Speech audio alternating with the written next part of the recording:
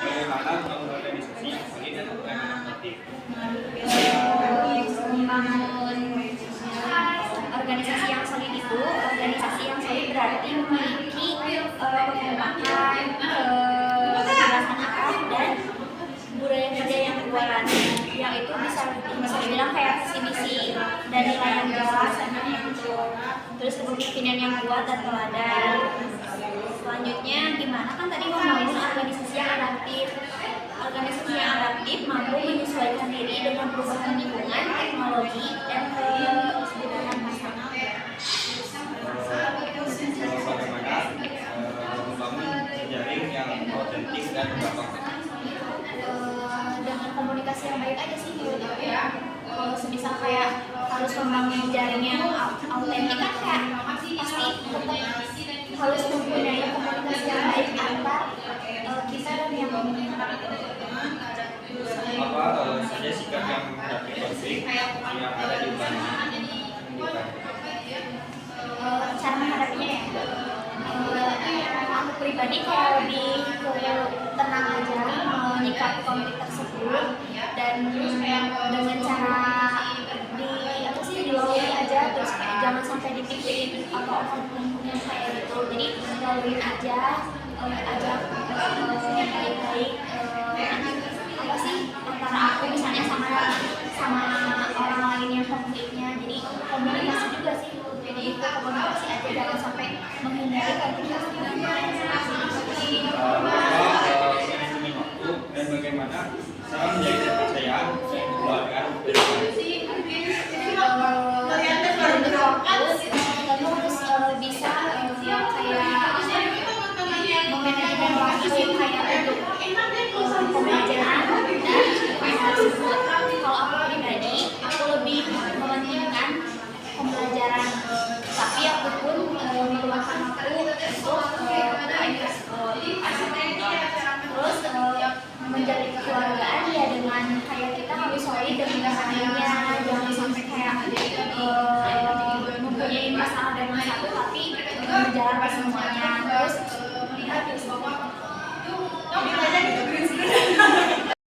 sifat itu sendiri yang kita pastinya menggunakan teknologi dan teknologi itu menganalisis, mainan dan meningkatkan kemampuan anggota seperti menggunakan video analisis untuk mengkaji teknik permainan dan juga mengadakan kerjasama seperti klub-klub lain, badminton, ya lebih profesional untuk meningkatkan kemampuan dan pengalaman anggotanya.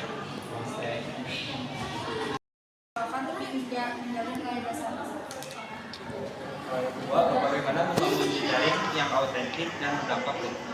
Kalau menurut aku ya, jejaring yang autentik itu dibangun dari niat yang tulus dan komunikasi yang jujur. Jadi bukan sekedar kayak kerja sama formal kayak antar UKM, tapi karena punya tujuan yang sama, dampaknya bisa terasa dari kegiatan bareng, saling support dan banyak peluang positif yang muncul.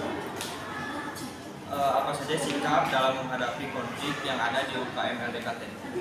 Kalau ada konflik biasanya kita tenang dulu ya, terus coba dengar dari dua sisi. Kadang misal masalahnya itu muncul cuma karena salah paham, jadi penting banget kayak buat ngobrol gitu, ya langsung saling menyalahkan, tapi sikap terbuka mau dengerin dan nggak nyalahin satu pihak gitu. Apa manajemen waktu dan bagaimana cara menjaga kepercayaan dan kekeluargaan dalam LDKT? Ngatur waktu itu kuncinya niat aja sih, kayak komitmen gitu. Kalau aku tuh mau masuk ke UKM ini, kegiatan UKM biasanya diatur itu biar gak bentrok sama kegiatan kuliah. Soal kepercayaan dan kekeluargaan menurut aku bisa tumbuh dari hal-hal kecil kayak saling bantu, terus sama kayak sering ngumpul bareng gitu. Nah, di sini juga saya juga ada inovasi atau ya dari UKM LDK ini. Seperti membuat materi dakwah yang relevan dan kehidupan mahasiswa saat isu kerja, keagamaan dan masyarakat, dan juga mengembangkan teknik dan gaya musik hadroh yang lebih modern dan menarik sehingga dapat menarik minat mahasiswa untuk bergabung mengikuti kegiatan UKM.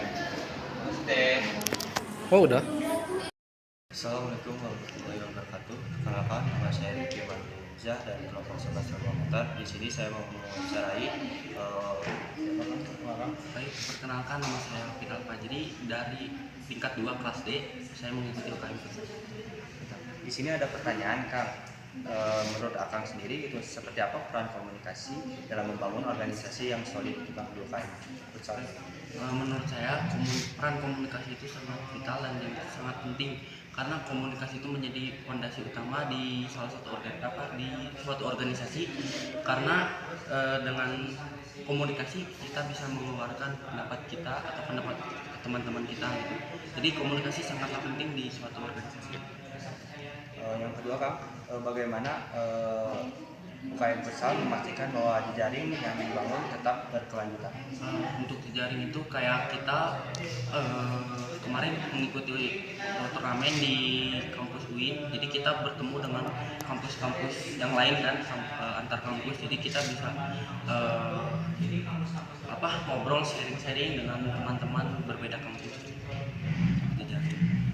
Yang ketiga, Kang, konflik seperti apa yang biasanya muncul di UKM Futsal dan bagaimana cara Akang menyelesaikan konflik tersebut, Kang? Untuk di UKM Futsal itu paling konfliknya kayak perbedaan pendapat tentang strategi ya. Nah, tapi di situ juga kita obrolin bareng dengan coach, dengan teman-teman yang lainnya. Jadi kalau misalkan kata coach begini, jadi kita kayak obrolin bareng-bareng untuk konflik menyelesaikan konflik di UKM Futsal itu. Yang terakhir, kan pertanyaannya, bagaimana pengurus menjaga semangat dan kekompakan anggota agar tetap berkontribusi, Kang?